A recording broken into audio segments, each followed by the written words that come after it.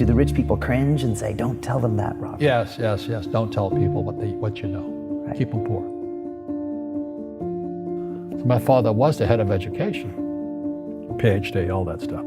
I go home and ask him, said, why don't we learn about money in school?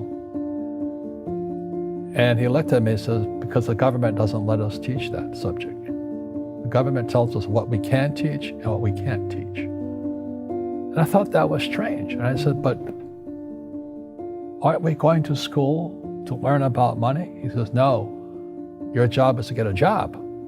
I said, but you get a job to earn money. He goes, no, you're supposed to just get a job. I went, no. Isn't the purpose of a job to earn money? He goes, you're correct. I said, so why don't I just learn about money? I can skip the job part, you know? And he got flustered and he said, if you want to learn about money, why don't you ask your best friend's father about money? And I said, why? That's Mike. So I asked him. He says, because Mike's father is an entrepreneur.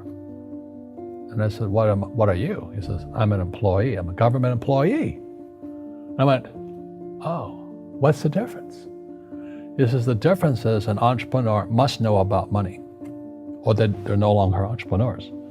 And he says an employee doesn't have to know anything about money because the government will take care of them, the company will take care of them. So I'm all confused. But I took my dad's advice and I trundled over to Mike's father's office and knocked on his door and I said, hey, I'm here, 9 years old. Teach me about money. He says, beat it, kid, you know. But that's where the story of Rich Dad, Poor Dad started. And finally, through persistence, my rich dad started teaching me about money on one condition. And that condition was he would never pay me. He says, the moment I pay you, you think like an employee. He says, that's the trap. Entrepreneurs work for free. And now I'm 9 years old, my head's going cracking in half.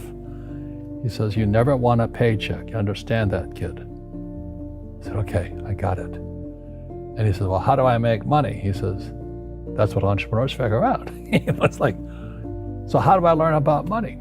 So he would just break out a Monopoly game board. So I would work for free. I'd pick up cigarette butts and he had hotels and restaurants and I would clean and do menial tasks. And as I got older, I started getting into office work and marketing and accounting, and I was an apprentice basically, but I always worked for free. And he would teach me about money, but the way he taught me about money was playing Monopoly. And finally one day I got upset. I said, well, when are you going to teach me about money? He says, what do you think we're doing? We're playing Monopoly. He goes, no. What do you think we're doing? We're playing Monopoly. He says, what do you think we're doing? So I don't know. I'm teaching you about money. And then that's when, you have one greenhouse. He says, there's many formulas for great success in money. There's thousands of them, but one of the best ones is found on the game of Monopoly. It still is today. 4 greenhouses, 1 red hotel. I said, what? He says, one of the greatest ways to acquire great wealth is playing Monopoly in real life. 4 greenhouses, 1 red hotel. Well, is that all there is? He goes, that's it. And he says, what do you think I'm doing? And I went, I don't know. So then he took me out and he showed me his greenhouses. And 10 years later, when I was 19, I was now in school in New York, and I come back to Hawaii, and Rich Dad had bought the biggest piece of land smack dab in the middle of Waikiki Beach. And when you go to Waikiki Beach today, you'll see the Hyatt Regency Hotel. That was his hotel. Just like the game of Monopoly. Just like the game of Monopoly. Acquired assets and they became bigger assets. He just kept what's called an assemblage, because that property wasn't that big at that time. So he had to buy out all the small guys. Because Waikiki was a little dirt water little town. So he'd buy out this shop owner and buy that shop owner. And it took him a while, but he finally assembled this large piece of property. And then he and Hyatt put up this giant hotel. And it just sold for $800 million. So that's how I learned about money.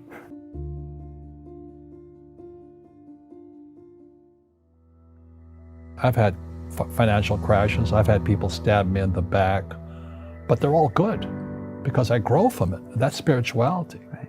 People who are afraid of making mistakes, like they teach in school, they don't ever grow. Because spirituality is there's good and there's bad, there's right and there's wrong, there's up and there's down. Most people only want to be right, they only want to be positive. Well, you can't have that. That's not reality. Well, I wasn't poor by most people's standards, but I came from a family with a poor attitude, if you know what I mean. Because rich, poor, middle class, poverty starts with a fundamental attitude. Poverty is passed on. It's taught in your families. And middle class is taught in families. And so the people right now who are sitting at home, who are struggling financially or worried about money or unhappy, they may be making a lot of money, but unhappy with what they're doing, it was probably taught to you. Your superego was taught, get a job, work hard, or you'll never be rich, or the rich are evil, or whatever. The school system will never teach you about money. The school system was designed to teach you to be an employee, which is important, or a doctor or a lawyer, a specialist, but never about money. And what most people lack is real business knowledge, like accounting, like debt, like taxes. You got to know that stuff, but they don't teach it in school to anybody. So, and then when people ask me, how did your rich dad learn this when your poor dad, a PhD, didn't? And the answer is very simply, my rich dad, who's my best friend's father, his father died when he was 13. So his rich dad had this family business at 13 to run. So he had to drop out of school, which was his blessing. There's blessings, and sometimes the blessing doesn't look like a blessing, but it turned out to be a blessing. And then his teachers became his bookkeeper, his accountant, his attorney, his banker, his real estate agents. So he has what I call real teachers, not these fake teachers in school. You see, most teachers in school, they're out of ethics. They teach subjects they themselves don't practice. I asked the teacher, I said, I'm in my third year of calculus now. It was called strength of materials. I said, am I ever going to use this stuff? He goes, no. I said, why do you teach it?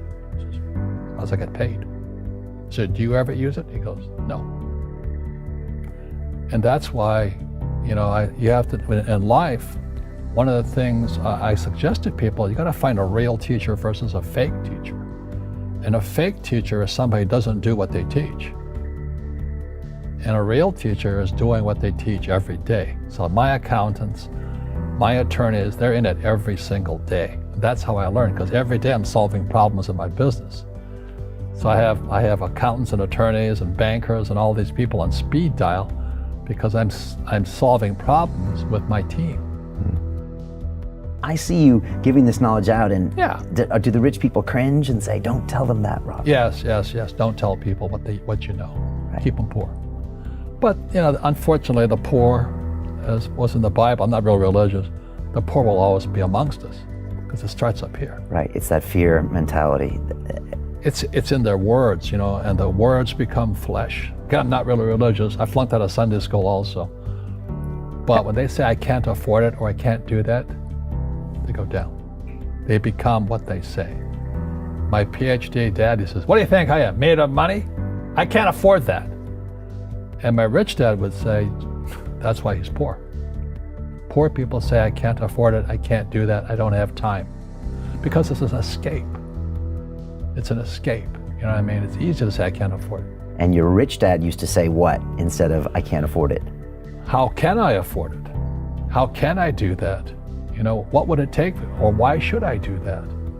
He says that a question opens the mind, a statement closes the mind. So when you say, I can't afford it, your mind shuts down, and you become what you say. Rugby is a team sport, but so is soccer. The rules are different. And other people are golfers. They play by themselves. And so everybody's different. So my game financially is business, number one. Second is real estate. So what I say to young people is, you find your game.